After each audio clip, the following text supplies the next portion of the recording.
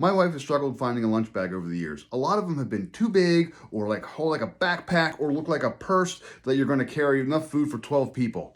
That's where this comes in. This is a very basic Coobiiya lunch bag. It's got two handles at the top. Great, you can hold it like that. You can see what it looks like. One zipper enclosure. It is insulated on the inside, but it's not too insulated. You can fit plenty of food in there. It's got a zipper on the outside for, you can put napkins, you can put silverware, you can put extra little bits and snacks on the outside, and then you have a mesh net on the side here, good for a water bottle or kind of a can of soda. That's all there is to it. It's a simple lunch bag, but the key is that it is not too large. You can put what you need in here, that's fine. You have plenty of space for Tupperware, for an extra can of soda, whatever you want in here, but it's not so big that you need to carry it over your shoulder or hire people to actually bring it in. Simple, basic lunch bag, Coobiiya, found it on Amazon, works well.